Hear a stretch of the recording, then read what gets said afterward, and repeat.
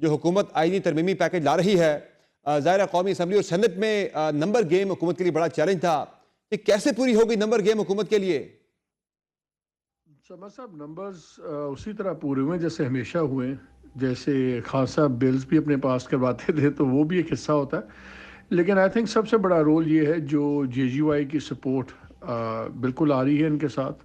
اور آج تو مولانا صاحب نے اس پہ کنفرم بھی کر دیا ہے کہ اگر ہماری باتیں جو ہم کہہ رہے ہیں اگر ان کے قریب ہوں گی تو بالکل ووٹنگ کا سوچا جا سکتا ہے. میرا خیال ہے کہ پرابلم گورنمنٹ کا زیادہ ابھی تک سینٹ کی کچھ سیٹس کا تھا اور وہ کلیئرلی حل ہوتا نظر آ گیا. اور آج خواجہ آصف صاحب نے بھی کہہ دیا ہے، بیرسٹر کیل نے بھی کہہ دیا کہ ہمارے نمبرز پورے ہیں، تو بس یقیناً پورے ہو گئے ہوں گے. وجوہات تو دونوں ہی آپ کے سامنے ہیں. مالک صاحب، اس ساری گیم کے اندر ایک اہم کردار مولانا فضل الرحمان کا بن رہا ہے. وہ اگر ووٹ دیتے ہیں تو یہ آئینی ترمیم پاس ہو سکتی ہے. اگر حکومت نے کچھ بندے پی ٹی آئی کے بھی توڑے ہوئے ہیں تو یہ کیا ہوا؟ تحریک انصاف کے ساتھ کوآپریشن کا ایک مولانا فضل الرحمان نے معاہدہ کیا تھا کہ پی ٹی آئی کے ساتھ پارلیمان کے اندر تعاون کریں گے، لیکن مولانا پی ٹی آئی کے بجائے اب حکومت کے انتخاب کیا، ان کے ساتھ جا رہے ہیں. یہ کیسے ہوا؟ یہ مولانا کا فیصلہ آپ کو سمجھ میں آیا کچھ؟ دیکھیں، مولانا صاحب کا گورنمنٹ کے ساتھ جانا کوئی میں اتنا حیران نہیں ہوں، کیونکہ جب انہوں نے تحریک سے علیحدگاہ کی تھی کہ سڑک پہ ہم تحریک نہیں چلائیں گے پی ٹی آئی کے، وہی ایک انڈیا تھا، اشارہ تھا کہ کچھ چیزیں کافی سیریسلی آگے بڑھ گئی ہوئی ہیں. پھر پریزیڈنٹ صاحب کا ان کے گھر جانا چل کے، پھر پرائم منسٹر کا جانا، اور دونوں میٹنگز میں ہمارے انٹیریئر منسٹر صاحب بھی موجود تھے. وہی بڑی انٹرسٹنگ ڈیولپمنٹ نظر آ رہی تھی. سو کلیئرلی باتیں چیتیں تو بہت سی آگے طے ہوئی ہوئی ہیں. جوڈیشل ریفارمز کے اوپر بھی انہوں نے کہا کہ اگر پیکج ہمارے نزدیک ہوگا تو بالکل ووٹنگ کا بھی سوچا جا سکتا ہے. تو تمام اشارے اسی طرف جا رہے ہیں. اور جیسے اب گورنمنٹ نے ڈیفینس منسٹر بھی کہہ رہے ہیں، دوسرے بھی کہہ رہے ہیں، تو اپوزیشن کے پاس تو ان کو کچھ دینے کے لیے نہیں ہے اس وقت.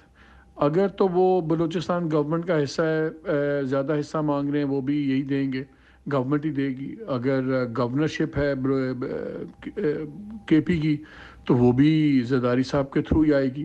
اگر باقی چیزیں ہیں سینٹ کے اندر، اس میں پی ایم ایل این اور پیپلز پارٹی کو مل کے چیزیں کرنی پڑیں گی.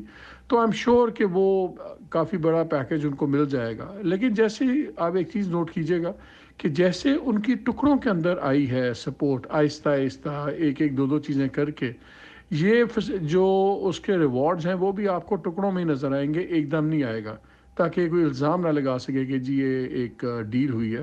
سو ڈیولپمنٹس ہوں گی انٹرسٹنگ.